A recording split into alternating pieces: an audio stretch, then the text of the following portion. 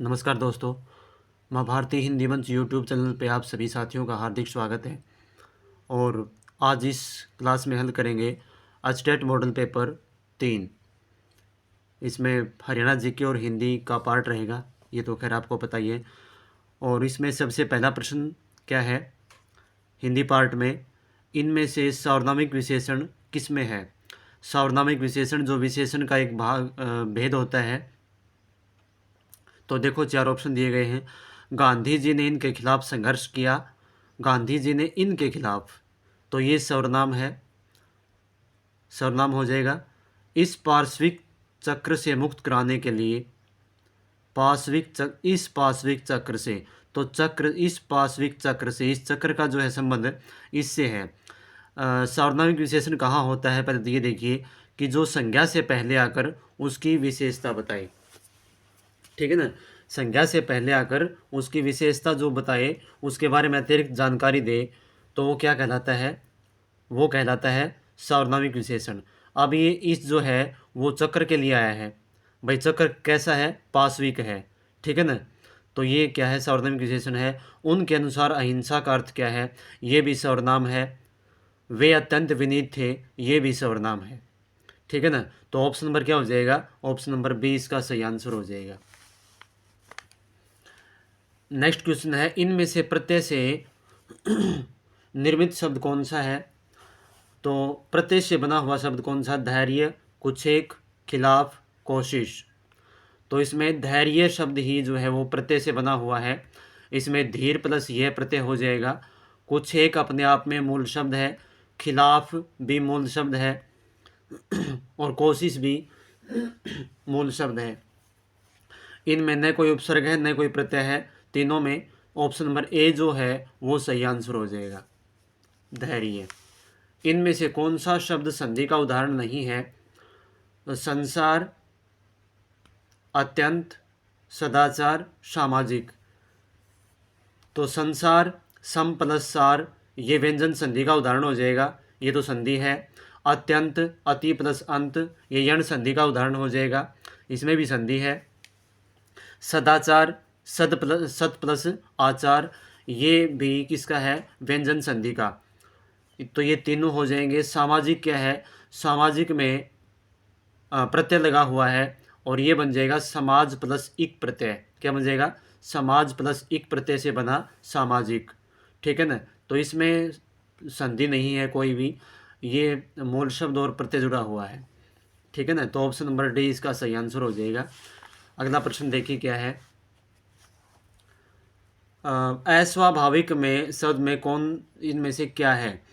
तो अस्वाभाविक संधि और समास, तो संधि इसमें तो कोई है नहीं, न समास है। समास और उपसर्ग, समास नहीं है लेकिन उपसर्ग है, उपसर्ग और प्रत्यय, उपसर्ग और संधि, तो क्या है, उपसर्ग और प्रत्यय है इसमें। कैसे, तो इसमें क्या है, उपसर्ग है और स्वभाव क्या है, स्वभाव है मूल शब्द और एक प्रत्यय बन गया, एक क्या हो गया, प्रत्यय। तो अस्वाभाविक, उपसर्ग और प्रत्यय, ठीक है ना। उपसर्ग और संधि भी नहीं है, ऑप्शन नंबर सी सही हो जाएगा। इसमें से किसमें विशेषण का प्रयोग नहीं हुआ है। तो देखो किसमें नहीं हुआ, लाखों लोगों के लिए आर्थिक विषमता,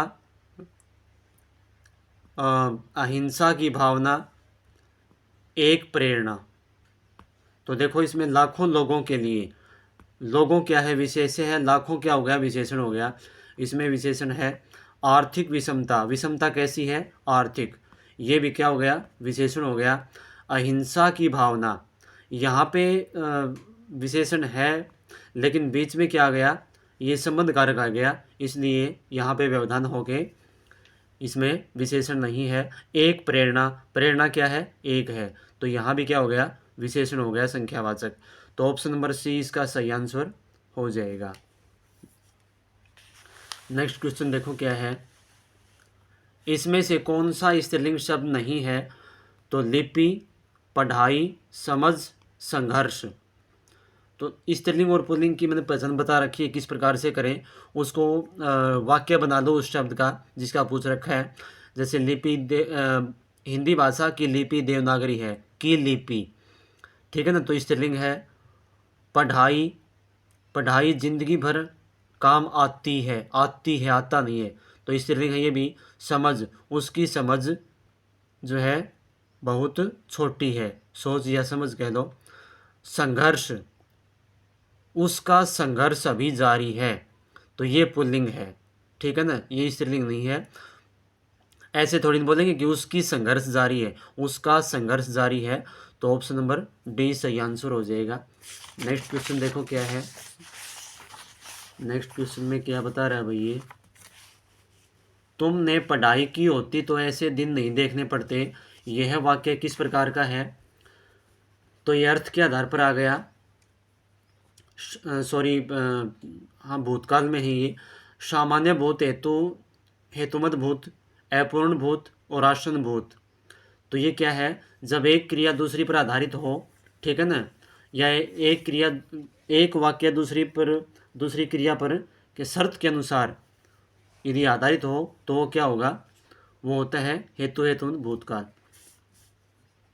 तो सामान्य भूत भी नहीं है, अपूर्ण भी नहीं है, आसन भूत भी नहीं है, हेतु हेतु भूतकाल हो जाएगा इसमें, ठीक है ना।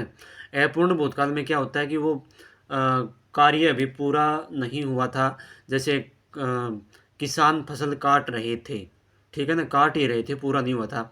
आसन भूतकाल में होता है जो कार्य अभी अभी समाप्त हुआ हो, जैसे मोहन दिल्ली पहुंच गया है, ठीक है ना, ये आसन भूतकाल में आता है। तो ये ऑप्शन हो जाएगा बी का। नेक्स्ट देखो, इसमें से वह शब्द बताइए जिसका वचन लिंग किसी भी परिस्थिति में नहीं बदलता, यानी कि लिंग वचन कौन सी परिस्थिति में भी उसका नहीं बदलता। आलसी, आलसी का बदलता है, जैसे आलसी वह अलसाई सी लड़की है, ठीक है ना, इस प्रकार से बदल जाएगा इसका भी। दिन का बनेगा दिनों, लिंग बदल जाएगा इसका। लिपि का भी लिंग बदलता है, लिपियाँ। लेकिन जो पानी है पानी न तो इसका लिंग बदलेगा न वचन बदलेगा, ठीक है ना, पानी का पानियों नहीं बन सकता और पानी का न कोई लिंग बन सकता, ठीक है ना। तो ये किसी भी सूरत में नहीं बदल सकता, ऑप्शन नंबर बी इसका सही हो जाएगा। इनमें से पुल्लिंग शब्द बताइए कौन सा है। उम्मीद स्त्रीलिंग है, आशा भी स्त्रीलिंग है, बेकारी भी स्त्रीलिंग है, बचपन पुल्लिंग है। क्या हो जाएगा, बचपन, उसको उसका बचपन याद आ गया, न कि उसको उसकी बचपन याद आ गई, ठीक है ना। ऐसे वाक्य बना लिया करो, इससे काफ़ी मतलब निकल के सामने आ जाएगा स्त्रीलिंग जो पुल्लिंग है। आपका जीवन मंगलमय हो, यह किस प्रकार का वाक्य है। इच्छावाचक, संदेहवाचक, विधानवाचक, संकेतवाचक। तो आपका जीवन मंगलमय हो, ये इच्छा जाहिर की गई है, तो इच्छावाचक हो जाएगा, यहाँ पे क्या हो जाएगा, इच्छावाचक, ऑप्शन नंबर ए। मेरा बड़ा भाई निशांत जासूसी पुस्तकें अधिक पढ़ता है, इस वाक्य में उस उद्देश्य का विस्तार क्या है। उद्देश्य का विस्तार पूछा इसने, उद्देश्य नहीं। तो मेरा बड़ा भाई निशांत जासूसी पुस्तकें अधिक पढ़ता है, तो इसमें उद्देश्य क्या है, उद्देश्य है निशांत, ठीक है ना, और विधेय क्या है, पढ़ता है। अब देखो, यानी कि उद्देश्य से पहले जो चीज़ बताई गई है वो उद्देश्य का विस्तार कहलाएगा। क्या कहलाएगा, उद्देश्य का विस्तार। और विधेय से पहले जो चीज़ बच गई वो कहलाएगी विधेय का विस्तार। बस ये आपको ध्यान में रखना है। तो निशांत तो इसमें उद्देश्य है, जासूसी ये इसका विस्तार आ गया विधेय का। मेरा बड़ा भाई, मेरा बड़ा भाई अभी बताया था मैंने, तो ये क्या हो गया, उद्देश्य का विस्तार हो गया। पुस्तकें ये इसका विस्तार है विधेय का। ऑप्शन नंबर सी इसका सही आंसर हो जाएगा। अर्थ के आधार पर वाक्य का कौन सा भेद इनमें नहीं है। तो विस्मयबोधक होता, अर्थ के आधार पर वाक्य के 8 भेद होते हैं। तो विस्मयबोधक होता है, विधानार्थक भी होता है, प्रश्नात्मक भी होता है, मिश्र वाक्य नहीं होता, मिश्रित वाक्य नहीं होता। मिश्रित वाक्य रचना के आधार पर होता है, जो रचना के आधार पर 3 प्रकार के होते हैं वो होता है इसमें। पाखंडी व्यक्ति के लिए उपयुक्त मुहावरा कौन सा है। पाखंडी व्यक्ति के लिए तो बच्चिया के ताऊ, बगुला भगत, पैतरेबाज, माई का लाल। पाखंडी व्यक्ति के लिए बगुला भगत हो जाएगा, ठीक है ना, बगुला भगत। बगुला जो तालाब के किनारे खड़ा रहता है, मतलब आंखें बंद किए हुए और एक टांग ऊपर उठाए, जैसे काफ़ी शरीफ हो, और वो झट से जो है मतलब जो ही मछली दिखी और झट से चोंच में दबा लेता है। तो पाखंडी व्यक्ति हो जाएगा ये, ढोंगबाज व्यक्ति, ढोंगी व्यक्ति भी कह सकते हैं इसको। आगे देखो, जमात में करामात का अर्थ क्या है। जमात में करामात, जमात होती है एक, ये कहिए कि बहुत से लोगों की का एक समूह, ठीक है ना। करामात क्या होती है, शक्ति होती है। तो जमात में रहने लोग खुराफात करते हैं, गलत है। खुराफात होती है शरारत, ये तो गलत है। जमात में रहकर लोग गड़बड़ियाँ करते हैं, ये भी गलत है। साथ साथ रहने से कुछ न कुछ गड़बड़ होती है, गलत। एकता में शक्ति होती है, ये हो जाएगा इसमें, क्या हो जाएगा, एकता में शक्ति होती है। ऑप्शन नंबर डी हो जाएगा। भाषा में बिंब के प्रकार कितने हैं, तो 2, 1, 7, 4। तो भाषा में बिंब के प्रकार 4 होते हैं। कौन कौन से, दृश्य बिंब, श्रव्य बिंब, विचार बिंब और भाव बिंब। तो ऑप्शन नंबर क्या हो जाएगा, डी हो जाएगा इसका। आगे देखो, भाषा को सीखने का स्वाभाविक और मनोवैज्ञानिक क्रम क्या है।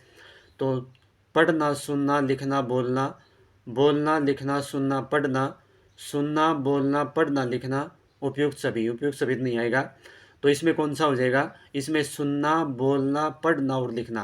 पहले बच्चा सुनेगा, फिर उसको सुने हुए को फिर उसका अनुसरण करेगा, बोलेगा, फिर जो है लिखे हुए को पढ़ेगा और फिर उसको लिखेगा। ये मनोवैज्ञानिक क्रम है, सुनना, बोलना, पढ़ना और लिखना।